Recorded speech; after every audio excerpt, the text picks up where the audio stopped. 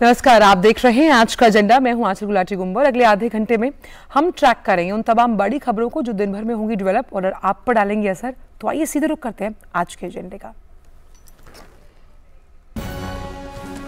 गुजरात विधानसभा चुनाव प्रचार चरम पर। विधानसभा के प्रथम चरण के चुनाव प्रचार के लिए राजनीतिक दलों ने झोंकी ताकत। प्रधानमंत्री नरेंद्र मोदी आज पलिताना, अंजार, जामनगर और राजकोट में करेंगे चुनावी रैली। वहीं कांग्रेस और आम आदमी पार्टी के नेताओं की भी चुनावी रैलियां होंगी।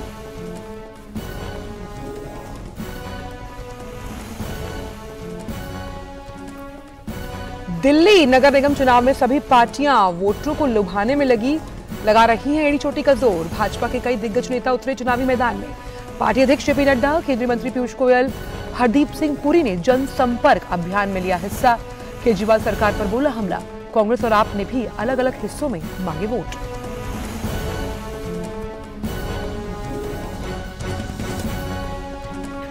गोवा में चल रहे 53वें भारतीय अंतर्राष्ट्रीय फिल्म महोत्सव का आज शाम समापन समारोह। इस मौके पर सूचना और प्रसारण मंत्री अनुराग सिंह ठाकुर, गोवा के मुख्यमंत्री प्रमोद सावंत सहित फिल्म जगत की कई प्रमुख हस्तियां लेंगी भाग।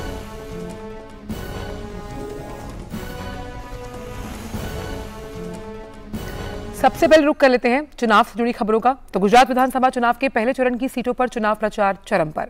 हर सियासी दल चुनाव प्रचार के लिए पूरी ताकत लगा रहा है। सभी राजनीतिक पार्टियां अपनी जीत का दावा कर रही हैं। राज्य में विधानसभा चुनाव के लिए धुआंधार प्रचार जारी है। भाजपा के वरिष्ठ नेता और प्रधानमंत्री नरेंद्र मोदी आज पालिताना, अंजार, जामनगर और राजकोट में चुनावी जनसभा करेंगे। चुनाव में जीत सुनिश्चित करने के लिए भारतीय जनता पार्टी अपनी पूरी ताकत झोंक रही है। वहीं पार्टी के वरिष्ठ और दिग्गज नेता राज्य में अपना धुआंधार प्रचार कर रहे हैं। कांग्रेस और आम आदमी पार्टी समेत विभिन्न पार्टियों के नेता भी पूरे दमखम के साथ राज्य में चुनावी प्रचार कर रहे हैं। राज्य में पहले चरण के लिए 1 दिसंबर को मतदान होना है। तो गुजरात में विधानसभा चुनाव के लिए भारतीय जनता पार्टी अपनी पूरी ताकत के साथ चुनावी मैदान में। बीजेपी ने सत्ता में वापसी के लिए अपने सभी दिग्गजों को मैदान में उतार दिया। भाजपा के वरिष्ठ नेता और केंद्रीय गृह मंत्री अमित शाह महसाणा, वडोदरा, अरवल्ली और अहमदाबाद जिलों में 4 जगहों पर जनसभाओं को संबोधित करेंगे। गुजरात विधानसभा के पहले चरण के 89 सीटों के लिए चुनाव के लिए जो सभी राजनीतिक दल हैं वो जोर शोर से प्रचार कर रहे हैं। इस चरण का मतदान 1 दिसंबर को होगा।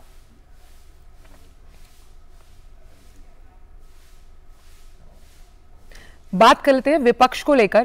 कांग्रेस, आम आदमी पार्टी सहित कई पार्टियां चुनावी मैदान में विपक्ष की भूमिका निभा रही हैं।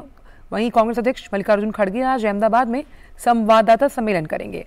साथ ही महसाणा और अहमदाबाद में रैली को संबोधित भी करेंगे। कांग्रेस के वरिष्ठ नेता और राजस्थान के मुख्यमंत्री अशोक गहलोत भी चुनावी प्रचार करेंगे। आम आदमी पार्टी के वरिष्ठ नेता भी सार्वजनिक सभाओं को संबोधित करेंगे। देश में पहली बार लोगों को अधिक संख्या में मतदान के लिए जागरूक करने के लिए जूनागढ़ जिले में स्वास्थ्य बूथ और पशु बूथ भी बनाए गए हैं। पिछले विधानसभा चुनावों में जूनागढ़ जिले में 63% से ज्यादा मतदान हुआ था और इस बार जिस तरह से जागरूक अभियान चलाए जा रहे हैं, ऐसी उम्मीद की जा रही है कि जो मतदान है उसे 80% से ज्यादा करने का प्रयास है।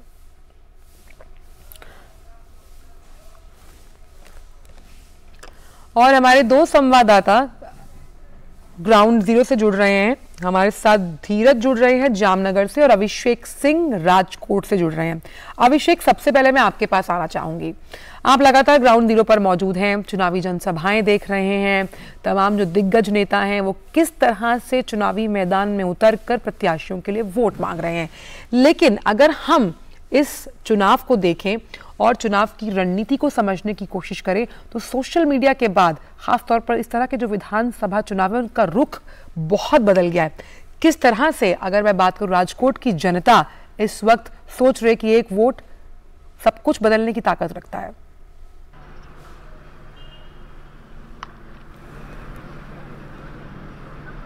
बिल्कुल आंचल, देखिए अगर हम बात करें न सिर्फ राजकोट की बल्कि पूरे सौराष्ट्र की, तो अगर गुजरात के सियासी रणनीति को देखें तो सौराष्ट्र सबसे बड़ी भूमिका रखेगा पूरे गुजरात चुनाव के अंदर। और जो 89 सीटों पर जहां पर चुनाव होने जा रहे हैं, राजकोट केंद्र कहा जाता है सौराष्ट्र का, और 8 सीट है यहाँ पर। और 8 में से पिछली बार जबकि सौराष्ट्र में बीजेपी का प्रदर्शन बहुत अच्छा नहीं रहा था, सिर्फ 19 सीटें जीती थी, कांग्रेस ने 28 सीटें जीती थी। 48 सीट है सौराष्ट्र के अंदर, कच्छ को जोड़ ले तो 6 सीट आप और जोड़ ले, तकरीबन 54 सीट हो जाता है। ऐसे में 48 में से बीजेपी ने सिर्फ 19 सीटों पर जीत दर्ज की थी, लेकिन राजकोट के अंदर बीजेपी ने 8 में से 7 सीटें जीती थी।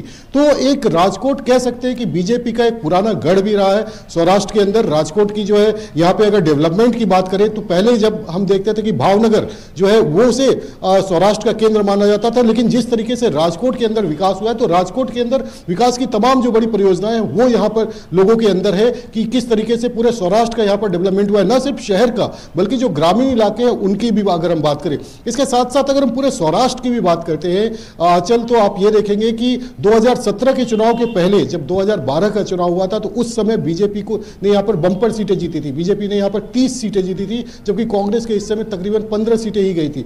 ऐसे में और 3 जो है अन्य पार्टी के हिस्से में गई थी।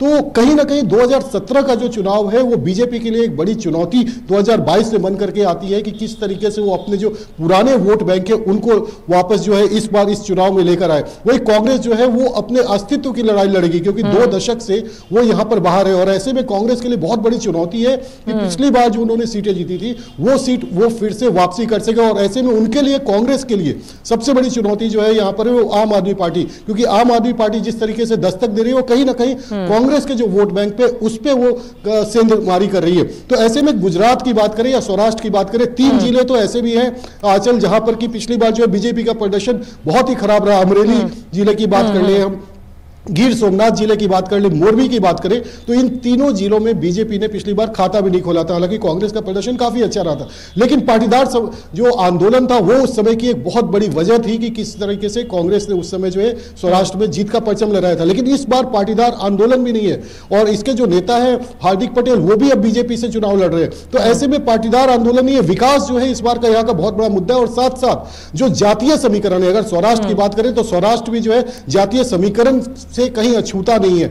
जातीय समीकरण कैसा है, 147 जो है ओबीसी जाति है। इसके अलावा यहाँ पे जो पाटीदार समाज जो सबसे ज्यादा दबदबा रखता है, प्रभाव रखता है, आप ये समझ जाइए कि 182 सीटों में 81 सीटों पर पाटीदार समुदाय जो है वो अपना प्रभुत्व रखता है। इसके अलावा कोली समुदाय है जो कि ओबीसी में आते हैं, उनका एक बड़ा प्रभाव है, वो तकरीबन 40% के आसपास जो है वो है अगर इन सीटों की बात करें। तो ऐसे में जो जातीय समीकरण है, पिछली बार कांग्रेस ने जातीय समीकरण को आधार बना करके अपने कैंडिडेट्स उस तरीके से उतारे। और इस बार भी जो कांग्रेस की अगर रणनीति की बात करें, गिर सोमनाथ देख लीजिए, आप मोरबी देख लीजिए, या फिर तमाम जो जगह पे वो जातीय समीकरण को ये जो बात उनके पास विकास का कोई मॉडल नहीं है। और बीजेपी जो है वो जातीय समीकरण से उठकर विकास के मॉडल पे चुनाव लड़ रही है। और यही बात लगातार प्रधानमंत्री रैलियों में कहते भी रहे हैं। और इस विकास के मॉडल की अगर हम बात करते हैं तो कहीं ना कहीं यही बात वो प्रत्याशियों की जो है वो जनता तक पहुंचा भी रहे हैं। आपके पास वापस आऊंगे अभिषेक, क्योंकि जामनगर से हमारे साथ धीरज भी जुड़े हुए हैं। धीरज, आप जहां मौजूद हैं, सबसे बड़ी वीवीआईपी सीट जामनगर उत्तर से जो रिवाबा जडेजा है वो लड़ रही हैं, और कहीं ना कहीं रविंद्र जडेजा का जो पूरा स्टारडम है उसका फायदा लेते हुए तमाम जो जनता है उनके बीच में जा रही हैं। क्या कहता है जामनगर की सीट का सियासी गठजोड़, धीरज? जी बिल्कुल, आपने सही कहा। जो 1 दिसंबर को सौराष्ट्र के जो 89 विधानसभा क्षेत्र में जो चुनाव होंगे, उस चुनाव में ये क्षेत्र जो है, ये जो इलाका है वो काफी महत्वपूर्ण माना जाता है। देखिए, चुनावी लिहाज से अगर हम साल 2017 की बात करें तो 2017 में यहाँ की 89 सीटों में से 48 सीटों पर भाजपा को बढ़त मिली थी, भाजपा को जीत मिली थी। लेकिन वो समय अलग था, वो वक्त अलग था। इस बार के चुनाव में यहाँ पे आम आदमी पार्टी की एंट्री है। और जैसा कि आपने यहाँ के सीट की बात कही, तो मैं आपको बता दूं कि अभी जामनगर में 5 विधानसभा क्षेत्र हैं और 5 विधानसभा क्षेत्र में 2 विधानसभा क्षेत्र बीजेपी के पास है और 3 भी विधानसभा क्षेत्र जो है वो कांग्रेस के पास है। लेकिन इस बार वैसा मुकाबला नहीं है, इस बार का मुकाबला त्रिकोणीय है। यहाँ से अगर हम 20-25 किलोमीटर दूर की बात करें तो एक खंभालिया सीट है, जहाँ से आम आदमी पार्टी के मुख्यमंत्री के उम्मीदवार ईशुदान गढ़वी जो मैदान में है और मुख्यमंत्री का चेहरा भी है। ईशुदान गढ़वी को लेकर जो इस क्षेत्र, ये इस इलाके की जो जनता है, क्योंकि ईशुदान गढ़वी भी इस क्षेत्र में लोकप्रिय रहे हैं, टीवी एंकर रहे हैं, आपको भी मालूम है।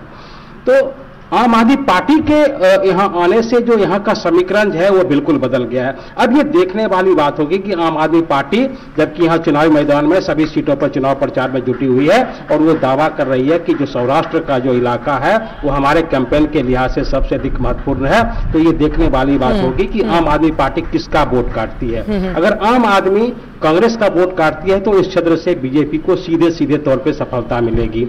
लेकिन तीसरी एक बात और है कि आम आदमी पार्टी जो बार बार कह रही है कि इस क्षेत्र में हम अधिक से अधिक सीट कर जीत कराएंगे। मैं आपको बता दूं कि इसके साथ एक द्वारका का सीट है जो कि भगवान कृष्ण की पावन भूमि भी है। वो सीट जो भाजपा के गढ़ में रही है, भाजपा के गढ़ वाली वो सीट रही है। खंभालिया सीट बीजेपी के गढ़ वाली सीट रही है। वहां से 1995 के बाद से बीजेपी कभी चुनाव में नहीं हारी। 2017 में वहां जरूर कांग्रेस को सफलता मिली। तो प्रधानमंत्री जबकि आज जो रैली कर रहे हैं इसी लिहाज से कर रहे हैं कि 19 जिलों के जो 788 उम्मीदवार जो मैदान में हैं, उन उम्मीदवारों के जरिए प्रधानमंत्री एक बात जरूर जो अपने कार्यकर्ताओं को संदेश देने की कोशिश करेंगे कि इस बार इस गढ़ में जो पिछली बार की तरह भी इस क्षेत्र में जो भारतीय जनता पार्टी है उसको मजबूत रखा जाए, उसको अधिक से अधिक सीट मिले। जहां तक जो भारतीय जनता पार्टी ने यहाँ कई स्टार कैंपेनर को उतारा है और जो उनके कई प्रत्याशी जो हैं वो खुद, जैसे कि आपने रिवाबा जडेजा का भी जिक्र किया कि वो वहां से यहाँ दक्षिण जामनगर क्षेत्र से वो उम्मीदवार हैं।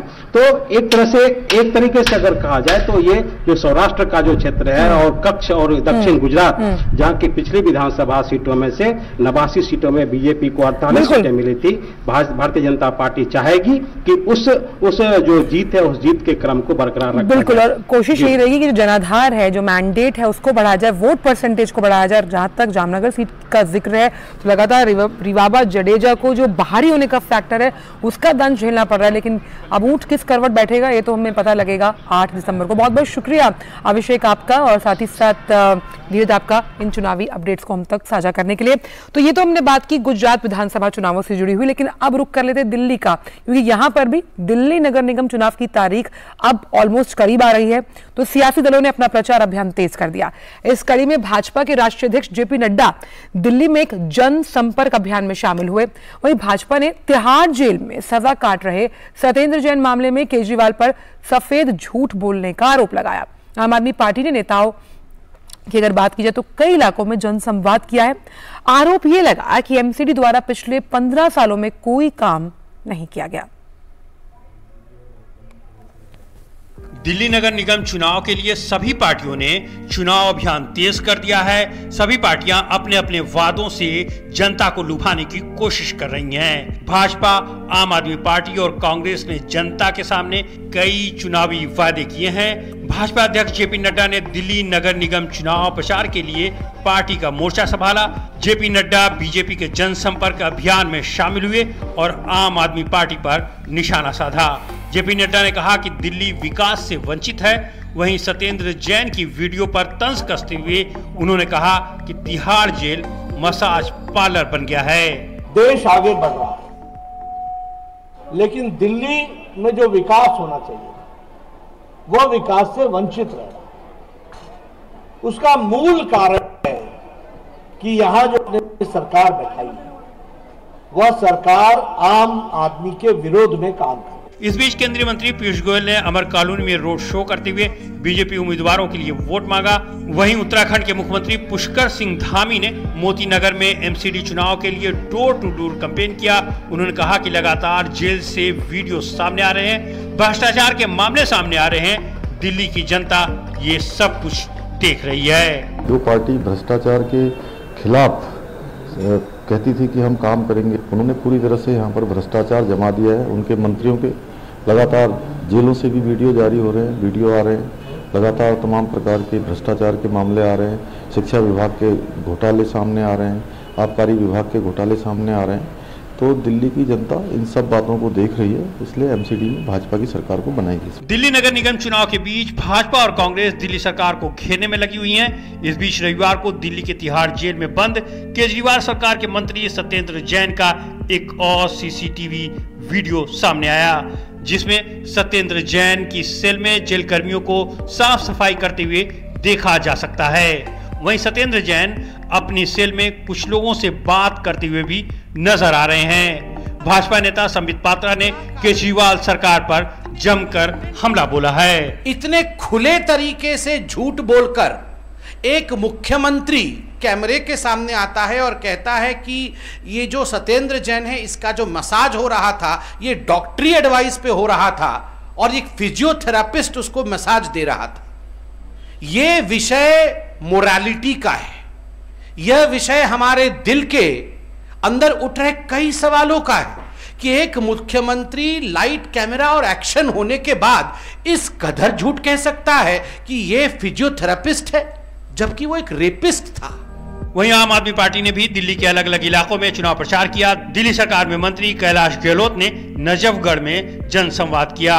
उधर कांग्रेस के प्रदेश अध्यक्ष अनिल चौधरी ने त्रिलोकपुरी में रोड शो कर जनता से संवाद किया।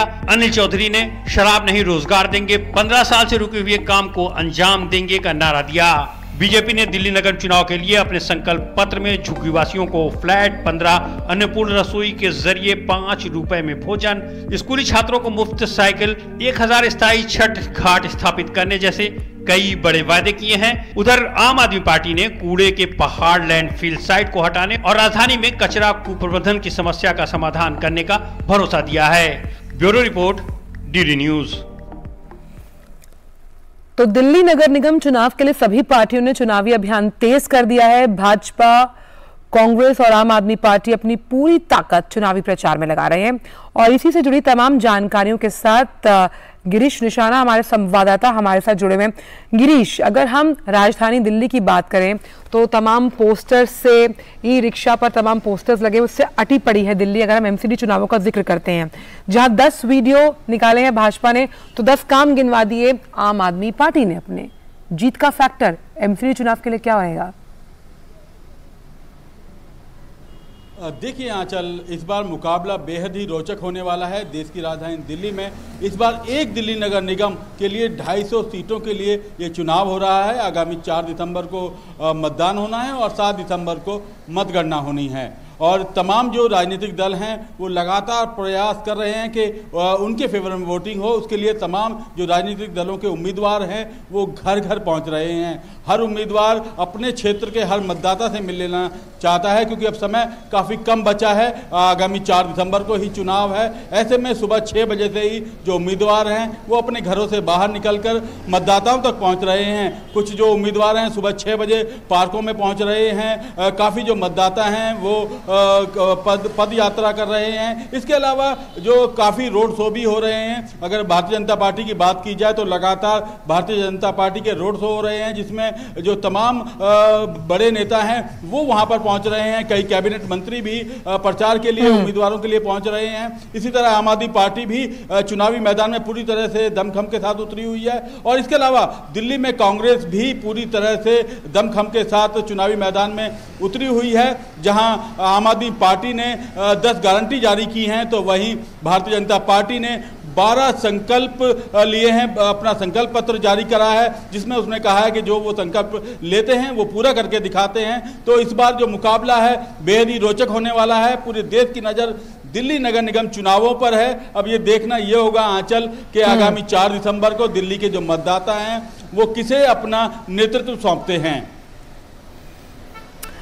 एक और बड़ा इंटरेस्टिंग फैक्टर यहाँ पर ये है गिरीश, कि यहाँ पर जो ओवैसी की पार्टी है उसकी भी एंट्री हो गई है। उन्होंने भी अपने करीबन 16 के आसपास उम्मीदवार चुनावी मैदान में उतारे हैं।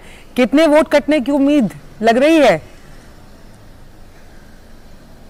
बिल्कुल आंचल, आपने ठीक कहा। इस बार ओवैसी की जो पार्टी है उसके उम्मीदवार भी दिल्ली के अंदर चुनावी मैदान में उतरे हुए हैं। इसके अलावा बहुजन समाज पार्टी ने भी अपने उम्मीदवारों को दिल्ली नगर निगम के चुनाव में उतारा है। तो कहीं ना कहीं ये कहा जाए तो मुख्य मुकाबला तो त्रिकोणीय दिल्ली के अंदर माना जाता है, और जो बाकी जो राजनीतिक दल है वो अपनी किस्मत जरूर आजमाते हैं, लेकिन मुकाबला मुख्य रूप से त्रिकोणीय दिल्ली के अंदर माना जाता है। और इस समय दिल्ली के अंदर मुकाबला कहें तो आम आदमी पार्टी, भारतीय जनता पार्टी और कांग्रेस के बीच माना जा रहा है। और कई सीटें ऐसी हैं जहां केवल त्रिकोणीय मुकाबला है, केवल 3-3 उम्मीदवार ही चुनावी मैदान में बचे हैं। तो वहां मुकाबला बेहद रोचक होने वाला है और कई जगहों पर जो है 10 से ज्यादा उम्मीदवार भी अपनी किस्मत आजमा रहे हैं। ये देखना होगा कि किसको कितनी वोट मिलती है, क्योंकि जो बाकी उम्मीदवार होते हैं मुख्य पार्टियों को छोड़ के, तो वो केवल वोट काटने का काम करते हैं, और जिसकी वजह से दिल्ली नगर निगम चुनाव में हार जीत का फैसला भी बन जाता है। क्योंकि कई सीटें ऐसी होती हैं जिसमें 200 से 500 मतों से हार जीत का फैसला होता है दिल्ली नगर निगम चुनाव में। क्योंकि कई ऐसे वार्ड हैं 250 वार्डों में जिसमें केवल 40,000 के आसपास ही मतदाता हैं, और कई वार्ड दिल्ली के अंदर ऐसे भी हैं जिसमें 80,000 तक मतदाता हैं। तो बहुत मायने रखता है। ये जो छोटे छोटे उम्मीदवार भी खड़े हो रखे हैं वो भी कहीं ना कहीं खेल बिगाड़ सकते हैं, किसी भी ये पूरे जो राजनीतिक का समीकरण है उसको परिवर्तित कर सकते हैं अपने मतों के द्वारा। चलिए, तो देखने वाली बात होगी किस तरह से ये जो सत्ता की लड़ाई है उस पर काबिज होने के लिए भाजपा भी एड़ी चोटी का जोर लगा रही है। आप भी चुनावी मैदान में, कांग्रेस भी चुनावी ताल ठोकती। बहुत बहुत शुक्रिया गिरीश इन तमाम चुनावी अपडेट्स को हम तक पहुंचाने के लिए। और अब चुनाव की खबरों के बाद बात कर लेते हैं फिल्मों से जुड़ी हुई, और बात करते हैं इफ्फी को लेकर। तो इफ्फी का आज गोवा में जो है वो संपन्न हो जाएगा ये समारोह। और अगर इस समारोह की बात की जाए तो समापन समारोह में आज शाम पणजी के निकट ये डॉक्टर श्यामा प्रसाद मुखर्जी स्टेडियम में आयोजित किया जाएगा पूरा कार्यक्रम। केंद्रीय सूचना और प्रसारण मंत्री अनुराग सिंह ठाकुर, सूचना और प्रसारण राज्य मंत्री डॉक्टर एल मुरुगन और गोवा के मुख्यमंत्री प्रमोद सावंत इस अवसर पर उपस्थित रहेंगे। कई फिल्मी हस्तियां भी इस समारोह की शोभा बढ़ाएंगी, जिसमें अक्षय कुमार, आशा पारेख, आयुष्मान खुराना, मानुषी छिल्लर, ऐशा गुप्ता, राणा डुगुबती और आनंद एल राय शामिल हैं। तेलुगु फिल्म के सुपरस्टार चिरंजीवी को समापन समारोह 2022 के इंडियन फिल्म पर्सनालिटी अवार्ड से नवाजा जाएगा। कर्दिस्तोफ जानूसी द्वारा निर्देशित पोलैंड की फिल्म परफेक्ट नंबर इस वर्ष की इफ्फी के समापन समारोह में दिखाई जाएगी। समापन समारोह में सर्वश्रेष्ठ फिल्म, सर्वश्रेष्ठ निर्देशक, सर्वश्रेष्ठ अभिनेता और अभिनेत्री के साथ स्पेशल जूरी अवार्ड समेत कई पुरस्कार दिए जाएंगे। और हमारी सहयोगी शैला निगार हमारे साथ गोवा से जुड़ रही हैं। तो शैला, सबसे पहले सुप्रभात आपको। एक बहुत लंबा समय हमने देखा आपको वहां पर इफ्फी में, और आज इसका समापन समारोह होने वाला है। क्या कुछ खास है आज इस फिल्मी मेले में? जो तमाम लोग वहां पर लगातार आते रहे दर्शक, आज इसका समापन होगा। इसका सबसे बड़ा एक्स फैक्टर और टेक अवे क्या रहेगा?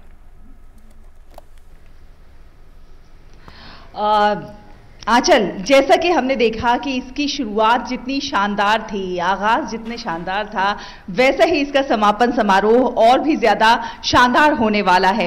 इस पूरे मेले के दौरान, इस पूरे जो महोत्सव है, इसके दौरान हमने देखा कि एक से बढ़कर एक, जहां लोगों को फिल्मों का आनंद उठाने का मौका मिला, एक से बढ़कर एक कहानियों को जानने का और समझने का मौका मिला, तो वहीं दूसरी ओर कई सामाजिक संदेश, कई सामाजिक सरोकारों के संदेश इस मंच से दिए गए, जहां भेदभाव को दूर करने, छुआछूत दूर करने, दिव्यांगों के लिए खास ऐसा माहौल बनाने कि दिव्यांग अपने आप को अलग या भेदभावपूर्ण ना महसूस करें, सबके साथ बैठकर फिल्म देखें, इस तरह के संदेश दिए गए। तो वहीं पर्यावरण प्रदूषण से जुड़ा भी एक बड़ा संदेश दिया गया, और तमाम बड़ी फिल्मी हस्तियों ने, राजनेताओं ने साथ आकर यह प्रण लिया कि एनवायरनमेंट को साफ करना है, पर्यावरण को सुरक्षित बनाना है, सबके लिए पर्यावरण प्रदूषण से मुक्त हो, इसके लिए एक ऐसा माहौल तैयार करना है। और ये मैसेज जब तमाम जो फिल्मी कलाकार हैं, जो राजनेता हैं, जो ऐसी पर्सनैलिटी हैं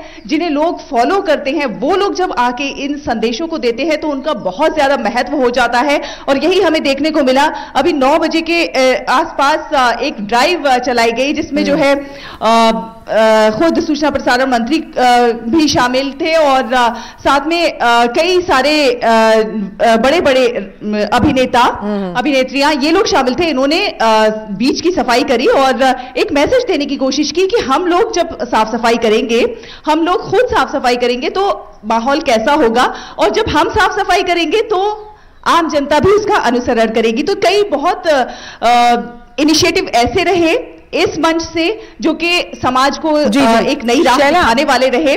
उसके अलावा फिल्मों की तो बात की जाए तो एक से बढ़कर एक फिल्म। अगर हम समापन समारोह की बात करें तो सबसे बड़ा आकर्षण क्या रहेगा आज? किस की परफॉर्मेंस की का इंतजार आज दर्शक कर सकते हैं? क्योंकि आप तो गोवा में आप देख लेंगी, हम यहाँ बैठे हुए हैं, तो कौन कौन से ऐसे फिल्म स्टार हैं जो स्टेज पर आग लगाने के लिए तैयार हैं?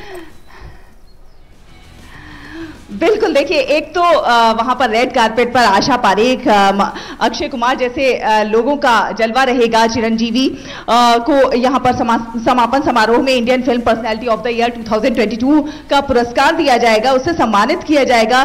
तो कई जैसे राणा दुग्गुबाती जैसे अभिनेता भी यहां पर शामिल होंगे जो कि स्टेज पर अपनी रौनक, अपनी प्रेजेंस से एक अलग ही रौनक बढ़ाएंगे। बहुत सारे कलाकारों का यहाँ पर प्रेजेंटेशन रहेगा जो कि देखने वाला होगा। और अगर मैं अभी सब कुछ बता दूंगी तो फिर लोग समापन समारोह क्यों देखेंगे, इसलिए उसको देखने की क्यूरियोसिटी भी रहनी चाहिए और लोग बड़ी संख्या में देखने की चाह भी रखते हैं। जी बिल्कुल, ये सस्पेंस बने रहने देते हैं क्योंकि किन किन कलाकारों को सर्वश्रेष्ठ अभिनेता अभिनेत्री स्पेशल जूरी अवार्ड मिलना है, ये भी देखना है। बहुत बहुत शुक्रिया शैला इन तमाम फिल्मी अपडेट्स को हम तक पहुंचाने के लिए और बहुत बेहतरीन कवरेज के लिए। तो जरूर देखिएगा इफ्फी का समापन समारोह, जितना ग्रैंड इसको शुरू किया गया था, जैसा आरंभ किया गया था, आगाज उसका जो था बहुत अच्छा था और अंजाम उससे भी ज्यादा बेहतर होगा। तो फिलहाल आज के एजेंडे में इतना ही। आपसे होगी कल मुलाकात। पूरी टीम को दीजिए इजाजत। आगे आप देख सकते हैं न्यूज़ 18 मेरे से होगी गौरव के साथ। नमस्कार।